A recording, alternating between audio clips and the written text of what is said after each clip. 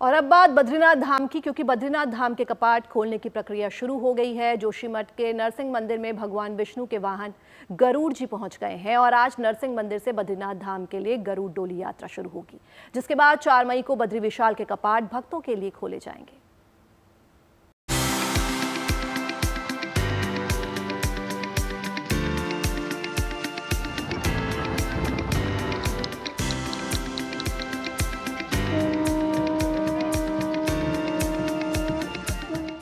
ये तस्वीरें जोशीमठ के नरसिंह मंदिर की हैं, जहां बद्रीनाथ धाम के कपाट खोलने से पहले विधि विधान के साथ परंपराएं निभाई जा रही हैं।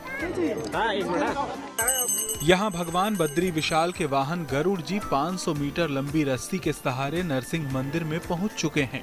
चूंकि हर साल इसी परंपरा के साथ बद्रीनाथ धाम के कपाट खोलने की प्रक्रिया शुरू होती है, लिहाजा इस साल भी धार्मिक अनुष्ठान के साथ बद्री विशाल के कपाट खोलने की प्रक्रिया शुरू हो गई है और भगवान बद्रीनाथ गरुड़ पर सवार होकर अपने धाम के लिए रवाना हो रहे हैं। सबसे पहले जो बद्रीनाथ धाम की यात्रा परंपरा है, उसके अनुसार जो बद्री विशाल के वाहन गरुड़ जी हैं, वो रस्सी के सहारे जोशीमठ के नरसिंह मंदिर पहुंचते हैं। शीतकाल में जो शंकराचार्य जी की जो गद्दी होती है, वो यहीं पे विराजमान होती है। जो भगवान बद्री विशाल के वाहन है, इस रस्सी के सहारे देख सकते हैं, यहाँ पे रस्सी लगी है। 500 मीटर लंबी ये रस्सी लगाई गई है ऊंचाई से। हर वर्ष की तरह इस वर्ष भी गरुड़ जी यहाँ पे पहुँचेंगे। उससे पहले जो भगवान बद्री विशाल का तेल कलश है, गाड़ू घड़ा, वो यहाँ पे पहुँच चुका है। नरसिंह मंदिर में गरुड़ जी के पहुंचने के बाद आज जोशीमठ से भगवान बद्री विशाल के धाम के लिए गरुड़ डोली यात्रा शुरू होगी और ये डोली यात्रा आज अपने पहले पड़ाव में पांडुकेश्वर पहुंचेगी, जहां यात्रा का पहला रात्रि विश्राम होगा। कि भगवान बद्रीश्वर के पावन कपाट 4 मई को प्रातः 6 बजे समस्त जनमानस के लिए, श्रद्धालुओं के लिए और निष्ठा और आस्थावानों के लिए उद्घाटित किए जाएंगे। जाहिर है, शीतकाल में बद्रीनाथ धाम के कपाट बंद होने के बाद भगवान विष्णु के वाहन गरुड़ जी की मूर्ति जोशीमठ में विराजमान रहती है और फिर जब दोबारा कपाट खोलने की शुभ घड़ी आती है, तब गरुड़ जी की मूर्ति को पूरे विधि विधान के साथ डोली यात्रा उत्सव के साथ बद्रीनाथ धाम में ले जाया जाता है।